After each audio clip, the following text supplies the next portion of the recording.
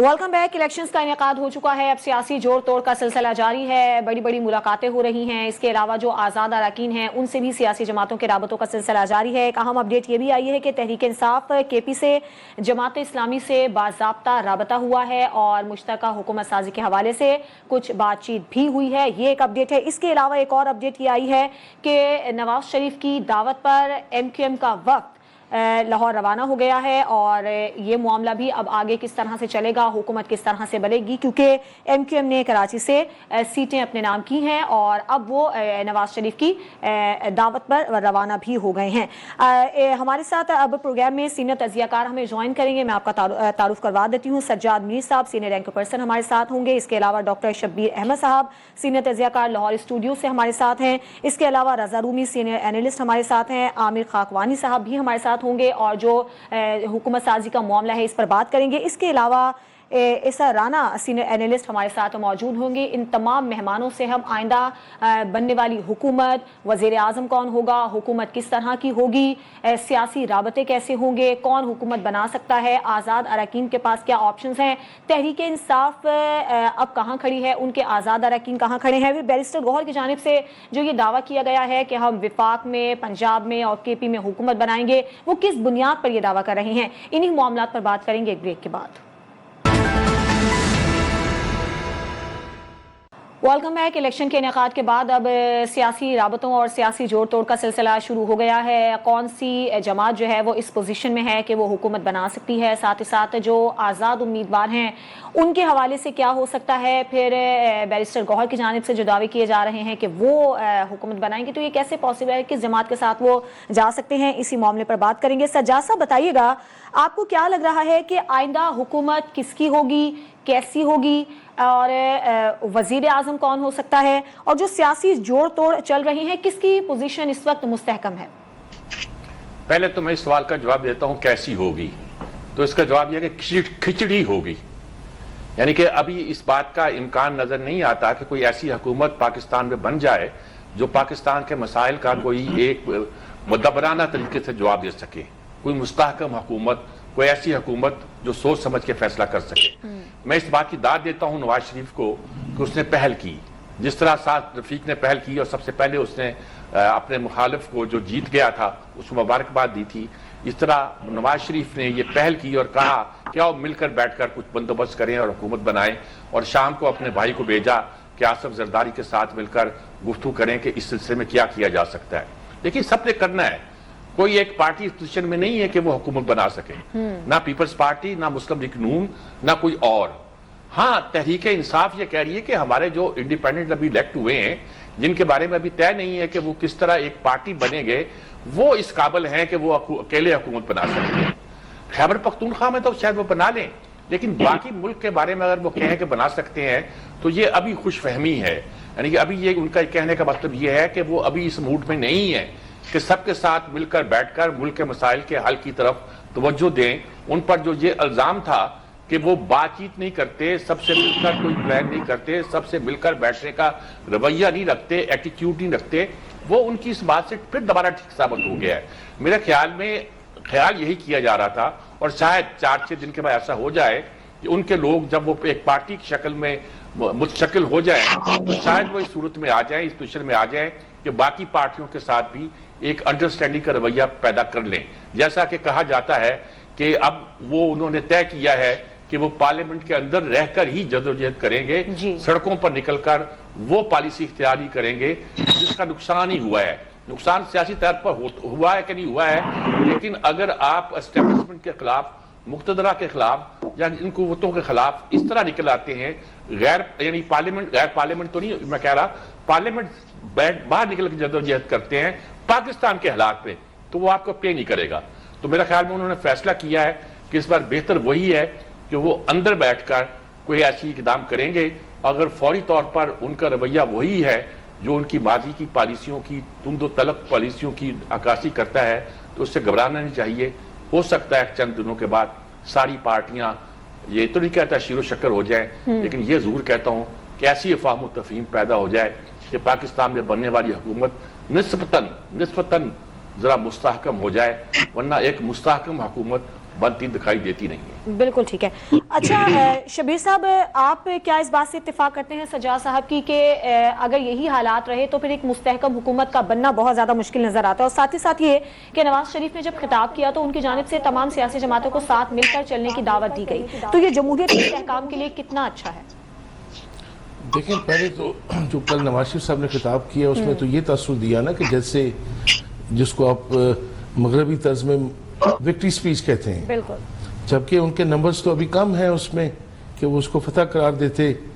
ये बात उन्होंने खैर बड़ी दुरुस्त कही कि अगर एक ऐसी हुकूमत बने, एक तो मखलूक हुकूमत का तो ज़ाहिर है कि वाज़ेह है कि किसी एक सियासी जमात को भी सादा अक्सियत भी नहीं है, तो उसमें तो कोलेशन का इम्कान पैदा हो रहा है, लेकिन सूरत फिर वही लग रही है जिससे हम स्क्वायर वन पे आके खड़े हो गए, एक दायरे के सफ़र में हैं।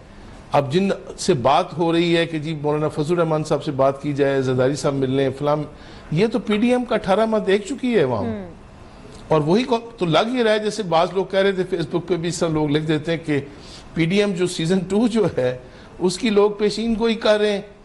लेकिन दूसरी तरफ ये है कि ये दुनिया की तारीख में ऐसा नहीं हुआ। मैं आपको इलेक्टोरल हिस्ट्री अगर पूरी वर्ल्ड की भी सामने रख दूं ना आपकी, कि कोई इलेक्शंस हो और उसमें एक ऐसा ग्रोह कह लें जिसको अब आप नहीं मानने को तैयार कि वो भी एक सियासी जमात है, या यूं कह लें कि आजाद उम्मीदवार जो हैं वो इतनी तादाद में आ जाए। अब पाकिस्तानी आइन की आप कसम पुर्सी देखें कि हमारे आइन और एक्ट का क्या हाल है। आइन कहता है कि आजाद लोग 3 दिन के अंदर अंदर फैसला करेंगे कि वो किस सियासी जमात के साथ शामिल होते हैं या वो आजाद रहना चाहते हैं। यानी ये तस्वुर किया गया था कि ये चंद एक हुआ करेंगे। अब आइन में यह भी लिख दिया जाता कि अगर आजाद ज्यादा बन जाए तो फिर कोई सियासी जमात ये फैसला करे 2 दिन में कि वो आजाद के साथ मिलती है कि नहीं। तो इतनी बड़ी तादाद में जिनको आजाद कहा जा रहा है, और अब हम समझ जाते हैं कि वो एक सियासी जमात के लोग हैं, बल्कि आजाद नहीं, मैं तो ये कहूंगा जो हारने वाले हैं वो भी एक सियासी जमात से हैं आजाद, इसलिए कि कई लोग आजाद खड़े हो गए थे इसमें कि शायद कौम कंफ्यूज हो जाएगी कि पता नहीं असल में कौन है वो पार्टी जो पहले इख्तियार में थी जिनको निकाला गया है। मुझे थोड़ा सा और भी खतरा महसूस हो रहा है। देखें, ये अवाम ने जो मैंडेट दिया है और जिस तरह का तासुर दिया है, ये तो 18 माह की जो कारकर्दगी थी उसके बिल्कुल खिलाफ आया है। एक सियासी जमात को अब इतना आप कह लें कि दीवार के साथ लगाएं कि आप उसके लीडर्स जो हैं उनको जेल में डाल दें, बाकी सबको आप प्रेस कॉन्फ्रेंसेस करके पार्टी से निकाल दें, कैंपेन वो न चला सकें, ना वो जलसे कर सकें, और कई तरह के मसाइल हों, और फिर अवाम जब आए तो वो उनके हक में फैसला दे दें। तो ये तो इतना अनएक्सपेक्टेड है कि शायद खुद उनको भी नहीं अंदाजा हुआ होगा कि लोग इतनी तादाद में उनके साथ आ जाएंगे। अब देखें यहां से खतरे की बुक क्या आ रही है। अगर फिर कोई इस तरह की बात हुई जैसे कहा जा रहा है कि मैंडेट चुराया गया, या बाज लोग एक कंफ्यूजन फैला रहे हैं कि शायद कोई धांधली हुई या कोई रात को कोई और फैसला था, सुबह कोई और था, ठीक, तो इसका मतलब ये हुआ कि जो इंतखाबात की जो एक्सेप्टेंस है ना, उस पर सवालिया निशान खड़ा हो जाएगा। बिल्कुल बिल्कुल बिल्कुल ठीक फरमाया आपने। ठीक है, रजा रूमी से हम इस पे तजिया लेते हैं। रजा रूमी साहब, आप क्या कहेंगे, आपको कैसी हुकूमत बनती हुई नजर आ रही है? और दूसरा ये कि जैसे कि अभी बात की गई है कि PDM सीजन 2 शायद होने वाली है, वो तो एक नाकाम तरीन हुकूमत थी, और दूसरा ये कि आजाद उम्मीदवार जो कि तहरीक इंसाफ के हिमायत याफ्ता हैं, क्या उनके मैंडेट का एहतराम किया जाना जरूरी है और किस तरह से किया जा सकता है? जी शुक्रिया। सबसे पहले तो जो आपका आखिरी सवाल है मैं उसकी तरफ आता हूँ। देखिए, जमहूरियत नाम ही इसी का होता है कि लोग अपनी हक राय दही जो है उसका इस्तेमाल करें और एक वाज़ेह जो है इशारा दें कि वो क्या चाहते हैं। और यहाँ पर बड़ी क्लियर बात है कि जो आज़ाद उम्मीदवार पाकिस्तान तहरीक इंसाफ से वाबस्ता हैं उनकी अच्छी खासी तादाद जो है बाकी पार्टियों से आगे है, और यही बात है। इसीलिए जमहूरियत में अगर आपकी एक सीट भी ज्यादा होती है तो उस ग्रुप या वो पार्टी जो होती है उसका हक होता है कि वो हुकूमत साजी करे। तो इसलिए बिल्कुल उस मैंडेट को तस्लीम करना चाहिए, जो भी रियासत के मसाइल हो PTI के साथ, लेकिन अवाम का फैसला जो है वो सब पर गालिब होता है। पहली तो ये बात है, यह जमहूरी असूल है, और अगर हम ये कहते हैं कि पाकिस्तान में जमहूरियत ने फरोग पाना है तो फिर इसकी पासदारी बहुत ज़रूरी है। अब रही बात कि अगली कौन सी हुकूमत होगी, देखिए अगली मखलूत हुकूमत ही होगी, क्योंकि जो PTI भी अगर हुकूमत बनाना चाहती है तो वो खुद तो नहीं बना सकती, उनको भी दरकार है किसी एक पार्टी की सपोर्ट। और ये जबकि यहाँ नवाज शरीफ ने ऑलरेडी ऐलान कर दिया है, उन्होंने कहा कि टेक्निकली उनका दावा दुरुस्त है कि वो सिंगल लार्जेस्ट पार्टी है, बिकॉज जो आज़ाद उम्मीदवार हैं वो आज़ाद के तौर पर आए हैं इलेक्शन में। लेकिन वो भी अब हुकूमत साजी की कोशिश कर रहे हैं कि पीडीएम जैसे थी हुकूमत, उसी तरह की दूसरी उसका वर्जन जो है वो बन सके। और मसला ये है कि दोनों सूरतों में ये मखलूत हुकूमतें होंगी, ये कमज़ोर होंगी और ये मुस्तहकम नहीं होंगी। और जो मुल्क के चैलेंजेस हैं वो इस चीज़ के मतकाजी हैं कि एक मुस्तहकम हुकूमत हो जो कि फैसले कर सके, कड़े फैसले कर सके, और वो अभी नहीं दिखाई दे रहा, और ये एक बहुत तशवीशनाक बात है। जी ठीक है। आमिर खाकवानी साहब, बैरिस्टर गौहर की जानिब से जो ये दावा है कि हम विफाक में, पंजाब में और खैबर पख्तूनख्वा में हुकूमतें बनाएंगे, तो ये किस तरह से पॉसिबल है? फिर उन्होंने ये भी कह दिया है कि पंजाब में अवामी वजीर आला लाएंगे, तो इनके जो आज़ाद उम्मीदवार हैं जो कि तहरीक इंसाफ की हिमायत याफ्ता हैं, आपको क्या लगता है कि कहाँ जा सकते हैं, किसके साथ मिलकर हुकूमत बनाएंगे? देखिए, मेरा ख्याल है बैरिस्टर गौहर साहब का जो दावा वो तो इस बुनियाद पर है जो वो कह रहे हैं कि हमारे पास जो फार्म 45 है, उस फार्म 45 की रूह से हमारे पास सीटें ज्यादा है। 170 कौमी असम्बली की सीटों का दावा किया ना उन्होंने। इस वक्त उनके पास 90 के करीब है। बाकी जो 7, 8, 8, 10 MLA ऐसे जो पीटीआई की हमारे याफ्ता नहीं है आजाद कौमी असम्बली के, तो अगर 90 के करीब है, तो अगर 170 करें तो 80 सीटों का और दावा यानी किया गया। अगर वो 170 ना सही, अगर वो 30-40 भी अगर और साबित कर देते हैं, अगर जल्दी अदालतों में साबित हो जाए, जिस तरह हाई कोर्ट में 1-2 चीजों में होना भी शुरू हो गया है। जिस तरह आज अभी मैं देख रहा था थोड़ी देर पहले, शायद में खाली शामिला से अमीर मुकाम साहब का रिजल्ट चेंज हो गया रिकाउंटिंग में, और 2 हल्कों का समान रकम राजस्थान के हल्के कल हाई कोर्ट ने रोक दिया उनका कि अभी ये यानी एक तरह का वो नहीं होगा, होल्ड हो गया है ओन चौधरी साहब का, और गुजरात से भी हो गया है चौधरी सालिक का। तो इसी तरह मेरा ख्याल है शायद चूंकि कल एतवार है, परसों से हाई कोर्ट में या अदालतों में मुमकिन है कुछ केसेस में, तो उससे फिर यानी मेरा कहने का मकसद ये है कि पहले नून लीग की या पीएस पार्टी की, खासतौर पंजाब में नून लीग की सीटें कुछ माइनस होंगी, फिर जाके पीटीआई की सीटें बनेगी। अगर ये इनका दावा दुरुस्त साबित होता है कि 15, 20, 25 जितना होगा, फिर इनकी सीटें बढ़ जाएगी। क्योंकि इस वक्त जो आया है वो मेरे ख्याल में 138 जो सीट्स है वो इंडिपेंडेंट्स की बन रही है पंजाब असम्बली के लिए, 137 नून लीग की बन रही है, और मेरे ख्याल 149 का एक फिगर है यहाँ पे पंजाब में। तो ये भी पहले सबसे अहम तो ये साबित करना पड़ेगा, फिर इनके पास पॉलिटिकल किसी छोटी पार्टी का सहारा लेना पड़ेगा।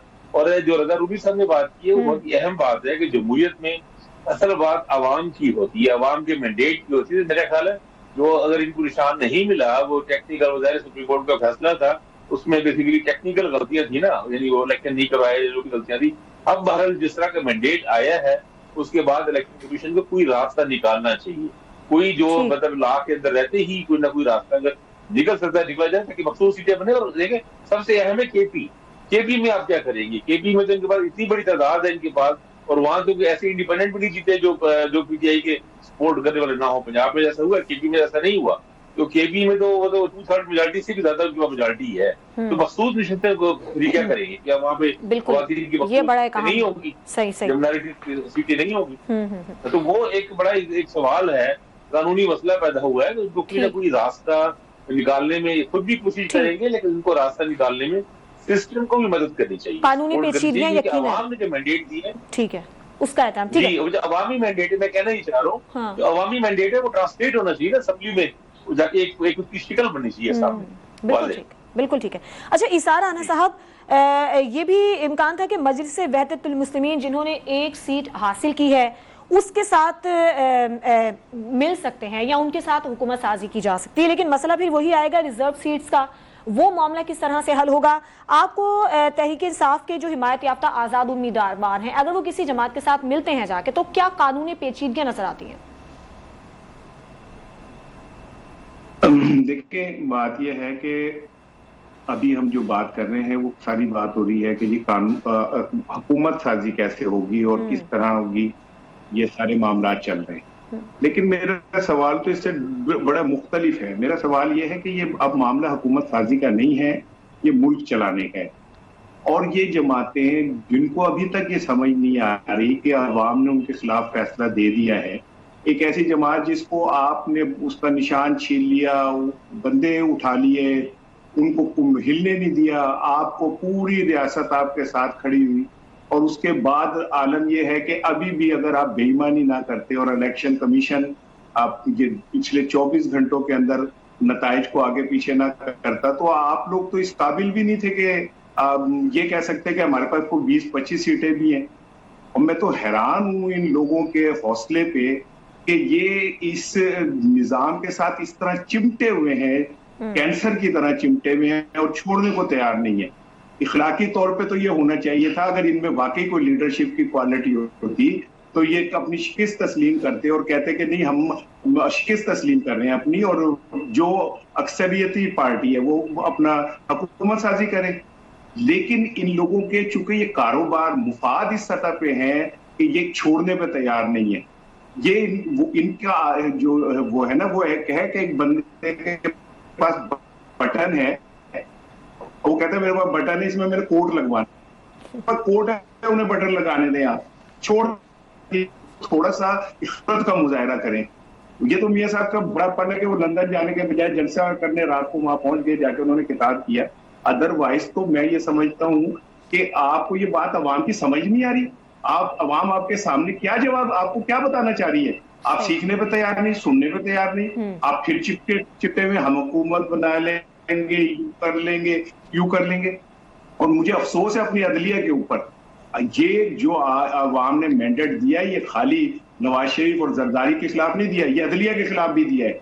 उस अदलिया के खिलाफ जिसने इनको इनके लिए जगह ही बंद कर दी। लेवल प्लेइंग फील्ड तो छोड़े, सुने डेविड कैमरून क्या कह रहे हैं, सुने दुनिया क्या कह रही है, और ये इस अदलिया के ऊपर अदम एतमाद कर रही है जिसने अवाम के मैंडेट छीनने के लिए एक रास्ता निकाला। आपने अवाम के मैंडेट के ऊपर डाका डालने की कोशिश की, जिसका रद्द-ए-अमल आपको 8 फरवरी को नजर आया। अभी भी आप लगे हुए हमने हुकूमत बनानी, हमने ये करने, और बड़े पल्ले नहीं गा तेला कर दी मिला मेला। आप बस कर दें, जिसकी अक्सरियत उसे बनने दें। ये खाली ये कह देना कि वोट को इज्जत दो काफी नहीं है, वोट को इज्जत देना सीखें भी, आप अवामी मैंडेट का एहतराम करना सीखें। इसी वजह से तो आप इस जगह पे पहुंचे आज कि 42 साल से आप सियासत के साथ जुड़े हुए, और आलम यह है कि पूरे पाकिस्तान ने आपको रिजेक्ट कर दिया। जहां से आप अवाम के मैंडेट का एहतराम किया जाना बेशक बहुत ज्यादा जरूरी है। अच्छा, पाकिस्तान को बस एक जुमला अगर आपने पाकिस्तान को स्मूथ सियासी इस्तेकाम देना है तो मैंडेट का एहतराम करें, छोड़ें डकैतियां डालना। ठीक है, बिल्कुल अखलाकी तौर पे तो यही होना चाहिए। अच्छा, अब्दुल रज़ाक अब्बासी साहब, तहरीक इंसाफ ने जमात इस्लामी से राब्ता किया है केपी में, और बताया जा रहा है कि ये बाज़ाब्ता राब्ता है, तो इस हवाले से जरा हमारे नाज़रीन को बताइएगा, क्या आपकी हिकमत अमली, क्या प्लान है? देखिए, मुझसे पहले तो अंसारी साहब ये जो आखिरी मेरे साफी भाई बात कर रहे थे वो बिल्कुल सही बातें कर रहे थे, और वो सच्ची बात है, ये पाकिस्तान की आवाज़ है। सबसे पहले तो इलेक्शन कमीशन जो अपने आप को खुद मुख्तार अदारा कहता है, उसको अपने मामला ठीक करने होंगे। मैं कहता हूँ उस वक्त तक हुकूमत नहीं बननी चाहिए, ना बन सकती है, ना अखलाकी तौर पर उनको बनना होगा। कि कराची के अंदर भी मामला ठीक नहीं है, अभी कराची के अंदर जो मैंडेट जमात इस्लामी का था, जो पीटीआई का था, उसको चोरी किया जा रहा है। लाहौर के अंदर इवन मैं तो कहूंगा कि नवाज शरीफ साहब को भी जिस मसनूई तरीके से जतवाया गया, इस तरह सियालकोट के अंदर, इस तरह इस्लामाबाद की 3 सीटें पीटीआई जीत रही थी, जमात इस्लामी के वहां वोट थे, वो गायब किए गए। अच्छा, अभी भी जंग जारी है, जो शांगला के अंदर जो है ना वो रोड बंद है, 2 लोग जख्मी हैं। मानसेरा के अंदर भी रोड में, अभी एबटाबाद में बैठा हूँ तो अभी मेरे साथ मेहमान मेरे मानसेरा से आए, तो मानसेरा में रोड 2 दिन से बंद है, वहां से पीटीआई के लोगों को हराया गया है और मसनूई तौर पर मुस्लिम लीग नून के लोगों को जितवाया गया है। तो मैं कहता हूँ जिस तरह सर बात कर रहे थे मुझसे पहले कि अदलिया के खिलाफ अदम एतमाद है, अदारों के खिलाफ अवाम ने अदम एतमाद का इजहार किया है, तो इन पार्टी जो अभी विक्ट्री स्पीच कल कर रहे थे, इनको तो बिल्कुल ही सही इन्होंने बात की, इनको तो लंदन जाना चाहिए था, इनको तो सोचना चाहिए था। तो मैं कहता हूँ कि इस वक्त बड़ा जुल्म और ज्यादती हो रही है। पहले तो क्लियर नताइज लाए जाएं जिन पर कौम एतमाद करे, जिन पर लोग एतमाद करें। हम बिल्कुल इसके हक में कि जिसको वाज़िब मैंडेट मिला है उनको हर तरीके से अकोमोडेट किया जाए, वरना ये मुल्क नहीं चलेगा, ये मुल्क के अंदर मुस्तकिल हुकूमत नहीं आएगी और मुल्क की मसाइल हल नहीं होंगे। तो हम बिल्कुल इस ये हमारा जमहूरी रवैया है, और हम कहेंगे कि जिसको मैंडेट मिला हम उसका साथ देंगे इंशाल्लाह, चाहे हम हुकूमत में हों या ना हो, हर उस अच्छी बात की सपोर्ट करेंगे जो जिसको होना चाहिए, और कोई गलत बात करेगा उसके जमात इस्लामी खड़ी होगी। ठीक है, अवामी मैंडेट का एहतराम होना चाहिए, ये होगा कैसे? और दूसरा एक बड़ा अहम मामला ये है कि इलेक्शन इलेक्शंस के इनेकाद के बाद जो सियासी जमातों की जानिब से तहफ़्फ़ुज़ात सामने आ रहे हैं, जो भी धांधली के इल्ज़ामात लगाए जा रहे हैं, लेकिन आलमी सतह पर भी इसी तरह की कुछ खबरें आ रही हैं कि इलेक्शन में मुदाखलत का इल्ज़ाम है। अमरीका, बरतानिया और यूरोपीय यूनियन को भी इस मामले पर तशवीश है। तर्जुमान अमरीकी महकमा खारजा ने भी कहा है कि मुदाखलत की छानबीन होनी चाहिए। तो मीर साहब, ये मामला तो फिर मजीद संगीन है, क्योंकि अगली हुकूमत जो भी आएगी उस पर तो फिर आलमी जो दुनिया है उसका एतमाद भी होना बहुत ज़रूरी है। आगे IMF का मुआहिदा भी होना है, दीगर अहम मामलात भी हैं। तो फिर ये किस तरह से मसले को हल किया जाएगा, एतमाद किस तरह से बहाल होगा अगर खुद तशवीश का इजहार किया जा रहा है आलमी सतह पर? देखिए, एक तो बात यही मान ली जाए, फौरी तौर पर मान ली जाए कि जिनको लोगों ने इलेक्ट किया है उनको हुकूमत दे दी जाए और फिर बैठ के तमाशा देखे जाए कि हुकूमत कैसे चलती है। एक तो उनके माइंड सेट की बात है, दूसरी उनकी कॉम्पिटेंस की बात भी है, और तीसरी पाकिस्तान के मखसूस हालात की बात भी है जी। ये सारी सूरत हमारे सामने है। मसला इतना आसान नहीं है। डेमोक्रेट के तौर पर हमने यकीनी तौर पर यही चाहते हैं कि जो अवाम का मैंडेट आया है हुकूमत उसी को मिले। प्रॉब्लम हमारा ये हो गया है कि हम लोग कहते हैं कि अवाम का और स्टेट का टकराव हो गया है। अब देखना यह है कि स्टेट से ये मुराद हम ले लेते हैं फौज नहीं कहा जाता, कहना चाहिए यहाँ सिर्फ। वो सूरत हाल ये हो गई है कि इस वक्त जो मुल्क के मफाद हैं, स्टेट छोड़ दीजिए, जो मुल्क के मफाद हैं वो कैसे सॉल्व होंगे। इस वक्त जो हुकूमत भी ज़रत तकसीम से, परमुटेशन से आप बना लें, चाहे जो जीते हैं वो बना लें, बनानी मुश्किल है। पहली बात तो ये बनानी मुश्किल है। बनानी मुश्किल क्यों है? इसलिए मुश्किल है कि इस वक्त जो सूरत हाल पाकिस्तान का नक्शा बन के सामने आया है उसमें किसी हुकूमत का कायम पाना और कायम रहना आसान नहीं है। ऐसी सूरत में दुनिया से डील करना, देखिए दुनिया इस वक्त बयान तो दे रही है पाकिस्तान के हवाले से, लेकिन दुनिया किसके साथ डील कर सकती है, किसके साथ नहीं कर सकती, ये भी सोचने की बात है। हम बुरी तरह फंसे हुए हैं। यानी जो जनरल बाजवा ने 2-4 बातें कह रही थी कि हमारे लिए इतने पैसे भी नहीं है कि टैंकों में पेट्रोल डाल सकें, या किसी हमारे उस वक्त वजीर दफा ने किसने कह दिया था कि हम तनख्वाह भी अपनी फौज की जो है कर्ज लेके देते हैं। तो इस सूरत हाल से निकलने का तरीका क्या है? किसी के पास मेथड है? ये आसान काम होता है। हम कहते हैं कि जिसके साथ अवाम है, इस पे बहुत लंबी बहस की जा सकती है। जिधर नौजवान है उसके साथ कर लिया जाए। भाई नौजवानों की हालत ये कर रखी है आपने, आधे तो आपके स्कूलों में नहीं जाते, बाकी जो रह जाते हैं वो लेफ्ट ओवर, वो 4 जमातें पढ़ के छोड़ जाते हैं। बाकी जो रह जाते हैं उनको तालीम आप मदरसों में देते हैं, कुछ को आप ऐसे स्कूलों में देते हैं जो पाकिस्तान में रहना पसंद नहीं करते, वो कहते हैं मुल्क से बाहर जाओ। जी मीर साहब। और जिनको उन मदरसों में तालीम दी जाती है जो पाकिस्तान ओरिएंटेड कहे जा सकते हैं, उनकी तालीम में अहलियत ही नहीं होती। सही। आपने यूथ की ऐसी तैसी कर दी है, अब उनकी राय भी मांगते फिरते हैं। ठीक मांगनी चाहिए, देखना चाहिए, लेकिन जो कोताहियां जो गलतियां हमने की हैं उसने आज हमें इस सूरत हाल से 2-4 किया हुआ है। बिल्कुल हम आसान बातें करते जाते हैं, इन आसान बातों का जवाब आसान नहीं है, खासा मुश्किल है। ठीक है, एक ब्रेक का वक्त हुआ है। ब्रेक के बाद जब हम वापस आएंगे तो इसी गुफ्तगू के सिलसिले को आगे बढ़ाएंगे कि जिनको मैंडेट मिला है उनके हवाले हुकूमत को कैसे किया जा सकता है। इस पर बात होगी एक ब्रेक के बाद। Welcome back. इलेक्शन में मुदाखलत के इल्ज़ामात हैं, धांधली के इल्ज़ामात हैं, ये मुल्क के अंदर भी हैं और अगर बैरूनी ममालिक की बात की जाए तो वहाँ से भी कुछ इस तरह की बातें सामने आ रही हैं। जैसे बरतानवी वज़ीर ख़ारजा ने यह कहा है कि इंतख़ाबात की शफ़ाफ़ियत पर खदशात का इज़हार उनकी जानिब से किया गया है और यह भी कहा गया है कि ताख़ीर और गिनती में जो बेज़ाब्तगियाँ हो रही हैं उसको हम नोटिस कर रहे हैं। तो शब्बीर अहमद साहब, सवाल आपसे है कि अगर इस तरह के तहफ़्फ़ुज़ात होंगे तो फिर कैसे आने वाली हुकूमत पर एतमाद किया जाएगा, क्योंकि हमें आगे चलकर बहुत सारे मामलात को और भी देखना होगा। एतमाद कैसे होगा फिर आने वाली हुकूमत पर? आप ये देखें कि पाकिस्तान में जो जिनको मैंडेट मिला है इनमें से कौन सी सियासी जमात ये कहेगी कि इंतखाबात में धांधली हुई है? एक सियासी जमात ने सिंध में गवर्नमेंट बनानी है, एक ने KPK में उनको फुल मैंडेट मिल गया है। अच्छा, इसी तरह कौमी असम्बली में और पंजाब में भी वो आए हैं। ये जो बात बैनुल-अक़वामी तौर पे हो रही है वो इस अंदाज से हो रही है कि इंतखाबात के लिए जो माहौल बनाया जाना था, जिसको आप प्री पोल कहते हैं, इलेक्शंस के 3 मरहले हैं, एक प्री पोल है, एक पोलिंग डे है और फिर एक है जब ट्रांसफर ऑफ पावर होती है और जब जो इस मरहले में हम दाखिल हो गए। प्री पोल के बारे में खदशात हर एक ने, और वो दुरुस्त खदशात है उनके, कि एक सियासी जमात से उनका इंतखाबी निशान छीना गया। लेकिन मैं यहाँ एक कन्फ्यूजन दूर कर दूं कि ये कोई बड़ा मसला नहीं है। अब इंतखाबात होने के बाद जो पीटीआई है वो एक रजिस्टर्ड जमात है जो इलेक्शन कमीशन ऑफ पाकिस्तान में रजिस्टर्ड है। आइन ये कहता है कि आजाद उम्मीदवार किसी सियासी जमात में शमूलियत इख्तियार करेंगे। वो आइन ये नहीं कहता कि वो जमात पार्लियामान में भी होनी चाहिए या वो पार्लिमानी पार्टी में शिरकत करेंगे। अगर चले ये भी मान लें कि तहरीक इंसाफ नहीं है, तो इलेक्शन कमीशन ऑफ पाकिस्तान में 150 जमातें रजिस्टर्ड हैं।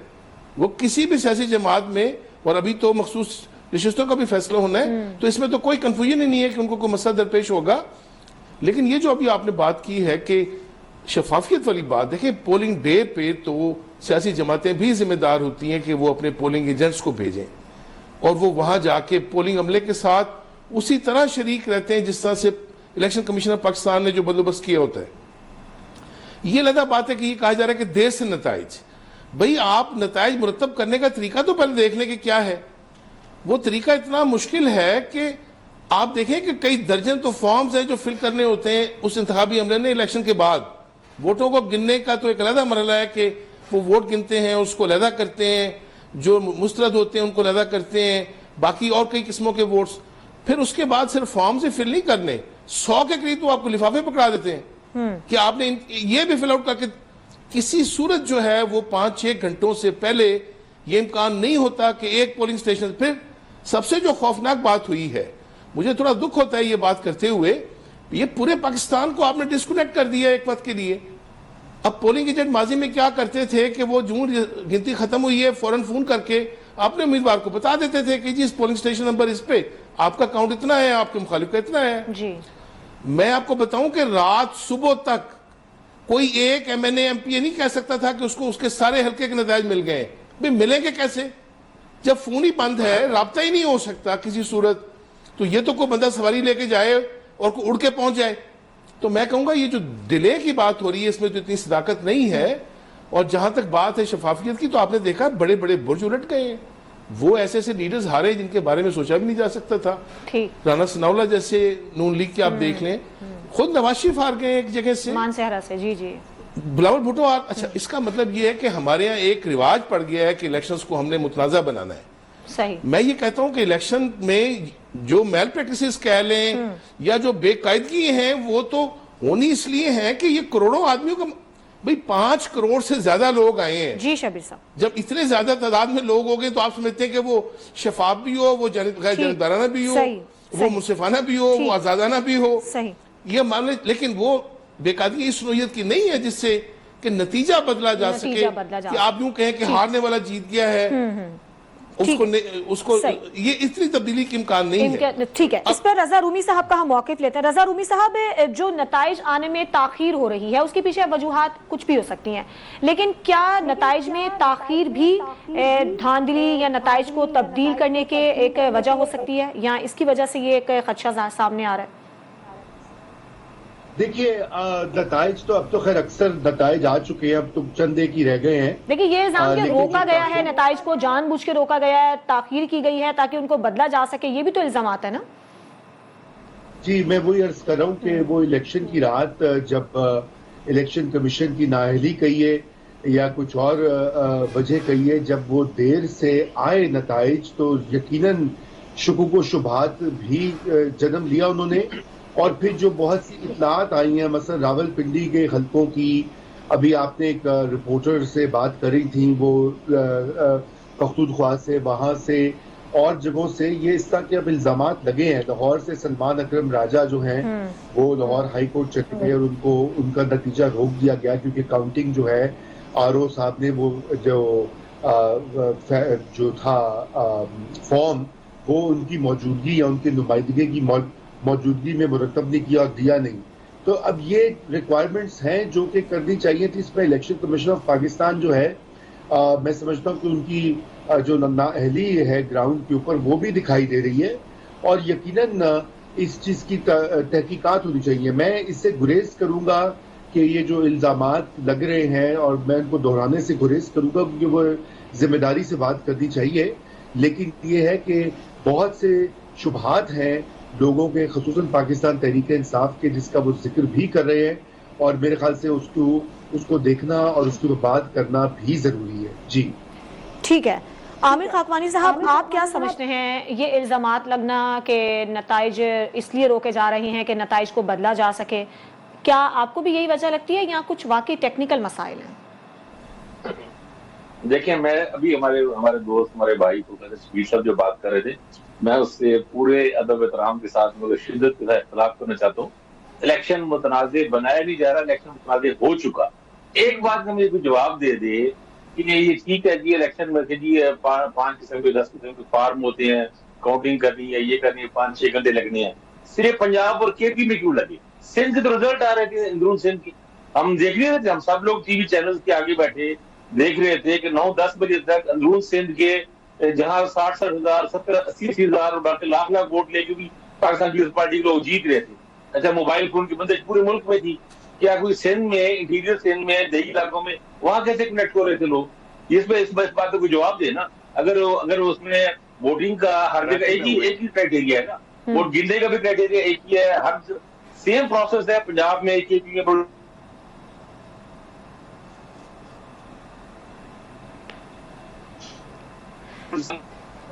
जी आमिर भी जीत ली थी और बड़े बड़े रिजल्ट थे, लो टर्नआउट नहीं था वहां पे, आप देखे तो बड़े रिजल्ट। ठीक है आमिर साहब, कुछ आपकी आवाज में खलल है, इस पर टीवी चैनल में सब रिकॉर्ड मौजूद होता है। हाँ। तो ये देखें, पंजाब में और केपी में ऐसा हुआ, देही सिंध में नहीं हुआ, इंटीरियर सिंध में नहीं हुआ। वो ज्यादा दूर इलाके, ज्यादा पसमानदा इलाके, मोबाइल की बंदिश, बड़े वहां पे टर्नआउट हुए हैं। 70,000 80,000 वोट लेके पाकिस्तान पीपल्स पार्टी लोग जीते हैं और रात को 9-10 बजे तक रिजल्ट आ गए थे। तो पंजाब और केपी में ऐसा क्यों नहीं हुआ? कोई जवाब दे सकता है? लाहौर में क्या प्रॉब्लम था? लाहौर के हल्के अगले दिन क्यों आ रहे हैं? कराची के हल्के 2 दिन बाद, 1.5 दिन बाद क्यों आ रहे हैं? कराची में क्या प्रॉब्लम था? कराची में कौन सी कनेक्टिविटी का इशू था? तो ये सब कुछ बहुत मशकूक हुआ है, बहुत मुतनाज़े हुआ है। इलेक्शन मुतनाज़े हो चुका है, बनाया नहीं जा रहा, इलेक्शन हो चुका है और उसके लिए प्रूफ हो जा रहा हूँ। ये जो शराइत जो चीजें हैं वो ही बहुत ज्यादा है। ठीक है, इसार आदम साहब, आप इस बात से इत्तेफाक करते हैं कि इलेक्शन मुतनाज़े हो चुका है, मशकूक है, और जिस बात की भी निशानदही आमिर साहब कर रहे हैं कि जहां मसाइल पैदा करने थे वहां किए गए और जहां मसाइल नहीं पैदा करने थे वहां पर आराम से रात तक रिजल्ट सामने आ गए। देखिए, इलेक्शन तो उसी वक्त मशकूक हो गया था जब मियां नवाज शरीफ साहब को लंदन से पाकिस्तान के हाई कमिश्नर ने अलविदा कहा। तो इलेक्शन तो उसी दिन मशकूक हो गया था कि उनको जिस एहतमाम से लाया जा रहा था और उनके तमाम मुकदमात और उन पर जो कैद और सजाएं थी, उसके बावजूद वो तशरीफ ला रहे थे। तो ये तो तय हो गया था कि उन्हें क्यों लाया जा रहा है, तो ये तो छोड़ दें, वो उसी दिन ही हो गया था। अब मैं दिलचस्प चीज़ एक आपको बताता हूँ। NA-130 में जो रजिस्टर्ड वोटर हैं वो हैं 3,10,000। मियां नवाज साहब को वोट पड़े 1,70,000, डॉक्टर साहबा को पड़े 1,10,000, 11,000 TLP को पड़े, 2-2, 3-3 हजार और को पड़े। तो ये पाकिस्तान का दुनिया का सबसे वाहिद हल्का है जहां पे 99.99% वोट पड़ गए।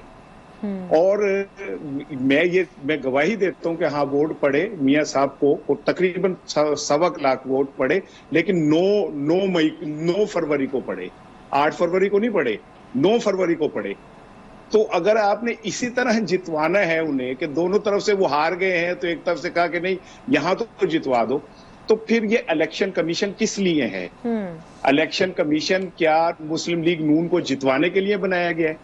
फिर इमरान खान की बात बिल्कुल ठीक है, वो तो कह रहे हैं, मुसलसल कह रहे थे कि इलेक्शन कमीशन पार्टी है और वो PTI को नहीं जितवाना चाहते, और उन्होंने साबित किया इलेक्शन कमीशन और अदलिया ने कि वो नहीं चाहते कि PTI किसी तरह भी इलेक्शन में जीते। बल्ला छीन लिया, उनके कागजात वो हो गए, उनका पार्टी नाम छीनने की कोशिश की गई, उनका सब कुछ किया गया। और अगर अब भी कोई ये कहे कि नहीं, मुझे लगता है, मैं रजा रूमी भाई का बहुत एहतराम करता हूँ, मैं उनसे बहुत मोहब्बत करता हूँ, लेकिन बिल्कुल ठीक है, तकाजे होते हैं जिम्मेदारी के, लेकिन जो चीज आपको सामने नजर आए, मैं एक टैलेंट TV के ऊपर ट्रांसमिशन कर रहा था 6 बजे सुबह तक। ये जो कहते हैं ना कि इलेक्ट्रॉनिक मीडिया पे जो चीजें आ रही थी वो ऑथेंटिक नहीं थी। भाई, नुमाइंदगान वहां से फॉर्म 45 देख के भेजते थे कि जी इधर इतने वो जो है ना वो वोट पड़ गए हैं, वो को हवाओं में नहीं कर रहे थे। 45 फॉर्म देख के वहां के नुमाइंदगान जो थे अपने अपने चैनल्स को आगाह कर रहे थे। 40,000 से जीत रही है रेहाना साहिबा और सुबह वो 11,000 से हार गई। को मजाक रही क्या कोई मुझे तो ऐसा लग रहा है कि 2 दिन इलेक्शन है, एक दिन वोट डाले और एक दिन जो है वो खवास ने वोट डाले और एक दिन अवाम का फैसला था, दूसरे दिन उनका फैसला था। तो अगर आपने इस तरह के और ये जो डेविड कैमरून अमेरिका ये वो सारे बोल रहे हैं, इसे ऐसे ना लेके खाली सही बोल रहे हैं। उन्होंने तो आपके निजाम को एक्सपोज करके रख दिया, इलेक्शन कमीशन को एक्सपोज करके रख दिया। अगर हम अब भी ये नहीं कहते कि ये इलेक्शन चोरी हो चुके थे, तो अवाम बीच में पड़ गए, डकैती नहीं पड़ सकी। सही, ठीक है। अब्दुल रज़ाक अब्बासी साहब, आप जमात इस्लामी से ताल्लुक रखते हैं, ये जो धांधली के इल्जामात हैं और जो कहा जा रहा है कि इलेक्शन मुतनाज़े हैं, जमात इस्लामी किन फोरम्स पर आवाज उठाएगी? देखिए, एक बात मैं कहना चाहता हूँ, मैं खुद खिलाड़ी हूँ, मैंने 3 इलेक्शन लड़ चुका हूँ। ये जो सजाद मीर साहब के बाद साफी भाई बात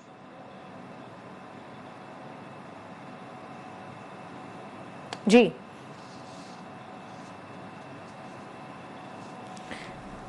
ठीक है। मीर साहब, आप क्या एक कमेंट करना चाहेंगे? अब किस तरह से हुकूमत को आगे चलना चाहिए? सियासी जमातों को पिछली गलतियों से क्या सबक सीखना चाहिए? अब तो अवाम ने भी अपना फैसला सुना दिया है, अवाम चाहते हैं कि मुल्क में इस्तेहकाम आए। क्या आप मैसेज देना चाहेंगे खास तौर पर सियासी जमातों को कि अवाम का सोचें? आप कुछ आप मुझसे कह रही हैं? जी सर। जी, मैं सिर्फ इतना कह रहा हूं कि गैर मामूली हालात हैं। आप कहते हैं मशकूक इलेक्शन हो चुके हैं, मुतनाज़ इलेक्शन हो चुके हैं, तो इसका जवाब है कि मशकूक इलेक्शन और मुतनाज़ इलेक्शन के नतीजे के तौर पर तो कोई हुकूमत बननी ही नहीं चाहिए। हो गई छुट्टी, आप गुजारा करो, जो कुछ चल रहा है उसी पे गुजारा करो, और हम इस पर गुजारा नहीं करना चाह रहे। तो आगे चलने का रास्ता क्या वो बता दीजिए, रास्ता दिखा दीजिए, उस पर चलने की कोशिश करेंगे। देखिए, खुदा के लिए मुल्क के हालात बहुत गैर मामूली हैं। हम इलेक्शन से पहले भी कहते थे, 1 हफ्ता पहले कहते रहे थे, 1 महीना पहले कहते रहे थे, और 1 दिन पहले भी कहते रहे थे, और इलेक्शन के दिन भी कहा था कि आपको मिलकर बैठना पड़ेगा। और मैं ये बार बार दोहराता रहा था कि आपको तमाम सियासी जमातों को मिलकर नहीं बैठना पड़ेगा, तमाम स्टेक होल्डर को मिलकर बैठना पड़ेगा। और कुछ आप कहेंगे ये अनडेमोक्रेटिक है, इसका मुझे नहीं पता। जब तक आप तय नहीं करते तो रिजल्ट ये निकलता। आप कहते हैं मशकूक इलेक्शन है, मुतनाज़ इलेक्शन, ठीक कहते हैं, मैं इसको डिसएग्री नहीं करता, आप सच बोल रहे हैं, आपके पास सबूत हैं, बहुत सी बातें हैं जो मैंने भी सुनी है, मैं उससे एग्री करता हूं। जब मशकूक और मुतनाज़ इलेक्शन है तो मशकूक और मुतनाज़ इलेक्शन के नतीजे के तौर पर कोई हुकूमत तो नहीं बन सकती ना। फिर हम क्या करें, मुझे बताइए, कोई रास्ता मुझे तलाश कर दीजिए, हम उस पर चल लेंगे। ठीक है। रज़ाक साहब, आप हमारे साथ मौजूद हैं? जी प्लीज। जी सर, आप कुछ कह रहे थे, क्या आप करेंगे, कहां पर जाके आवाज उठाएंगे इनके खिलाफ? मैं तो एक खिलाड़ी हूं, मैंने खुद 3 इलेक्शन लड़े हूं, और अभी 8 फरवरी को मैं इलेक्शन लड़ूं। होता ये है कि ये इलेक्शन कमीशन हमारा बहुत कमजोर है। ये आरओज के इलेक्शन है, और आरओज जो थे वो एसी, डीसी और असिस्टेंट कमिश्नर और डिप्टी कमिश्नर थे। मैं खुद जब पेपर जमा कराने के लिए गया तो मैं कहना नहीं चाहता कि एक आरओ साहब कह रहे थे कि आप जीत गए तो हमारा ख्याल रखना। ये देखिए, ये सूबाई हुकूमतों के नुमाइंदे हैं, और उनको नजर आ रहा होता है कि जो जीत रहा होता है या जिसको जितवाना होता है तो फिर वो उस तरह करते हैं। तो ये इलेक्शन कमीशन को रिजल्ट भेजे नहीं गए, आरओज ने अपने, और जो डी आरओज है उन्होंने इलेक्शन रिजल्ट चेंज किए। कराची के अंदर फॉर्म 45 के तहत हमारा जो सैयद अब्दुल रशीद साबिक एमपी था, उसने 21,000 वोट लिए, जो हमारे पास रिजल्ट एजेंट्स ने तस्दीक शुदा रिजल्ट लाए थे, प्रिजाइडिंग अफसर ने दिए थे, लेकिन 16,000 वाले बंदे को जितवा दिया गया। लाहौर के अंदर आपने देख लिया, इस्लामाबाद के अंदर आप देखें, मानसरा के अंदर देखें, बशाम के अंदर देखें, आप बालाकंड के अंदर देखें, तो 100% इन हल्कों के अंदर आरओज ने अपने दफ्तरों के अंदर धांधली की है, रिजल्ट चेंज किए हैं, पोल वोट अलग रखेंगे। और मैंने पहले आपको बताया, और मैं सबूत के साथ ये कह सकता हूं कि जो प्रिंटिंग प्रेस जहां से ये बैलेट पेपर छुपते हैं, वहां से अलग से कापियां बनाई गई हैं और लोगों को दी गई हैं, जहां पर उनको स्टैंप किया गया है। ये मैं सबूत के साथ कह सकता हूं कि प्रिंटिंग प्रेस से छाए हुए पेपर। तो मैं समझता हूं कि ये इलेक्शन जो है बिल्कुल इनके अंदर मखसूस पार्टी को जितवाने के लिए क्या गया है। राना साहब, आप मुख्तसर बताइएगा क्या बीच का रास्ता अब निकाला जा सकता है? देखिए, मैं ये कह रहा हूं कि जो लोग जीते हैं उनके मैंडेट का एहतराम करें, उन्हें हुकूमत साजी का मौका दें। जहां जहां बेईमानी हुई है, अदालतों में गए हैं, वो अदालतें फेयर ट्रायल करके इंसाफ दें, तो ये सब ठीक हो जाएगा। अगर आप साफ नहीं देना। और आप जरा हौसला करें, थोड़ा ग्रेस का मुजाहरा करें, बड़ेपन का मुजाहरा करें। 70 साल उम्र है आपकी, अभी भी आप नौजवानों की तरह मैं ना मानू कर रहे हैं। जो जीते हैं उनको हक दें, और जहां बेईमानी हुई अदालतें वहां इंसाफ दें, मामला ठीक हो जाएगा। बिल्कुल कोई ऐसी बात नहीं है। ठीक है, आमिर खाकवानी साहब आप क्या कहेंगे? देखिए, मैं तो बिल्कुल यही बात मैं पहले भी कहता रहा हूँ, यही बात है कि जो प्लस माइनस थोड़े बहुत इनको करने पड़ेंगे। जहाँ रिजल्ट बिल्कुल देखें, सीधी सी बात है, जहाँ फॉर्म 45 के मुताबिक नतीजा कुछ और है और फॉर्म 47 पे गलत भर दिया गया है, तो वो तो मेरा ख्याल है एक दिन में भी किसी भी ट्रिब्यूनल पे या हाईकोर्ट में एक दिन की समाप्त में पता चल जाएगा। वो तो सिंपली कितने होते नहीं, तो बाद में सिर्फ उनको मिला के काउंट ही करना होता है। कैलकुलेटर का काम है, तो मुश्किल काम नहीं है। ये काम अगले चंद दिनों में कुछ तो हो। और भी मेरा ख्याल है कि इस मैंडेट को देखते हुए पाकिस्तान तहरीक इंसाफ के लिए रियाज साहब ने बड़ी अहम बात की कि तमाम स्टेक होल्डर मिलकर बैठे और चीजों को संभालने की कोशिश करे। मेरा ख्याल है पाकिस्तान तहरीक इंसाफ के वाले से हमें हमारे इदारों का अपना रवैया बदलना चाहिए और मिलकर मुफाहमत से आगे चले। शब्बीर साहब आप क्या कमेंट करेंगे? देखें, जब आप कोई, जैसे मेरे साहब सही फरमा रहे थे कि कोई वर्स्ट अगर सिचुएशन हो और उसमें से आपने कोई उम्मीद निकालनी हो, तो मुझे बताएं सियासतदानों के पास क्या ये मौका नहीं है कि ये सियासतदान आपस में मिल बैठे, बजाय इसके कि इन्होंने सिर्फ हुकूमत में आना है, इक़्तिदार में आना है। मैं ये कहूँगा कि अब जो आज़ाद भी जीते हैं, ये मुझे ऐसे लग रहा है, मुझे वैसे कि ये कोई ट्रेलर है अभी सही। और ये बैठ के अगर कुछ शफाफियत अब नहीं है, तमाम मिलके पार्लियामान में तय कर लें कि आइंदा आने वाले इलेक्शंस कब होंगे और किस तरह से होंगे और कितने शफाफ होंगे। अगर सियासतदान अभी भी कोई मैच्योरिटी का सबूत नहीं देते। तमाम मेहमानों का बहुत शुक्रिया अदा करना चाहूंगी। ट्रांसमिशन का सिलसिला जारी है, 10 बजे दोबारा से मुलाकात होगी। आप न्यूज़ वन के साथ रहिए।